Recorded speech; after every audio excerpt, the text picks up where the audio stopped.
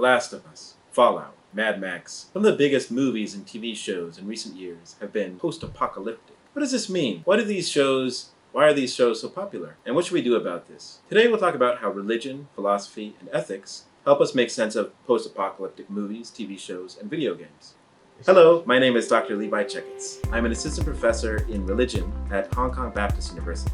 What is apocalypse? When we use the term post-apocalyptic, we mean something like end of the world. Obviously, this isn't the real end of the world, more the end of civilization. Governments collapse, any semblance of law and order is out the window, technology goes backward. Most post-apocalyptic movies or video games suggest that people will resort to looting, murder, rape, cannibalism.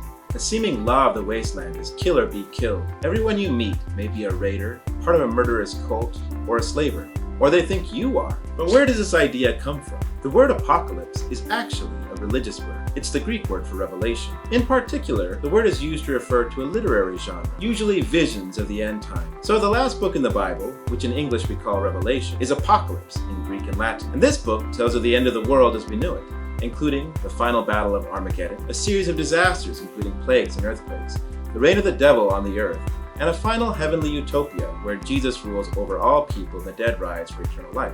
It would be an understatement to say that this book has had a strong impact on Western imagination since it was written. The book is filled with strange imagery, such as a dragon with 7 heads and 10 horns, locusts with bodies of horses and human faces, angels who pour out vials of destruction on the earth, and people who wear the mark 666 on their forehead. Christians have long read this book as a sort of coded message about what to expect for the end time. And there have been many movements in the last 2,000 years expecting the end times to arrive at a predetermined day. Irenaeus, Hippolytus of Rome, and Sextus Julius Africanus predicted it would be the year 500. Many Europeans believed the Black Death between 1346 and 1351 was the end. Martin Luther believed it would arrive in 1600. Several churches have their origins tied to specific predictions, such as the Shakers, who believed it would be in 1792. The early Seventh-day Adventists believed it would be 1843, and Jehovah's Witnesses in 1874. Most movements either died down or became adapted into more temperate religious systems. But there have been significant violent or suicidal groups, what we call doomsday cults. While apocalypse has had a religious connotation for most of the last 2,000 years, in the last 100 years, science and technology have advanced to a point where the supernatural parts of the end time seemingly became more natural. The invention of nuclear weaponry during World War II and the nuclear arms race that followed led to a lot of what we commonly refer to as post-apocalyptic fiction, such as There Will Come Soft Rains, A Boy and His Dog, and Canticle for Leibowitz. Eventually, movie directors began depicting worlds where nuclear wars, environmental catastrophe, robot takeover, or massive pandemics have destroyed the world that we once knew. So now you indulge in a variety of apocalyptic worlds.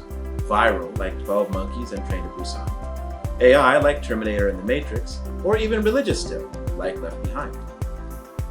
But why do we think humanity will become roving bands of leather-clad cannibals after the end arrives? If apocalypse comes from religion, the belief about how we'll act in it comes from philosophy. In his book, Levi, philosopher Thomas Hobbes proposed that leaders of governments were mortal gods once we had established a society, because otherwise there wouldn't be any real law in place, and we would resort to a state of nature. He described the state of nature as a war of all against all. Since there are no laws, each person is free to do whatever they want, and in Hobbes' view, most of what we would want to do is kill each other. And so he famously describes life as solitary, nasty, brutish, and short. As a result, Hobbes said people voluntarily give up their freedom to live in a society, with a government that protects them, even if it is tyrannical, corrupt, or capricious, because it is better than the alternative. Psychoanalyst Sigmund Freud also gives some credence to this view. For Freud, the psyche has 3 parts: our ego, which is the normal conscious mode in which we interact with others, our superego, which is conscious and unconscious sense of moral right and wrong, and id, an animalistic unconscious that follows its own impulses, such as the pleasure principle and the death drive. Civilization builds into our psyches a strong superego, which represses the id, ensuring that we don't give in to our animalistic drives towards sex and violence. You can see how these ideas play out in a lot of post-apocalyptic stories. In the first Mad Max, Australian society is on the verge of collapse. Infrastructure has collapsed, the penal system is in shambles, and the departments of the government have no funding. In this movie, Max is a police officer who goes rogue after motorcycle gangsters kill his wife and son.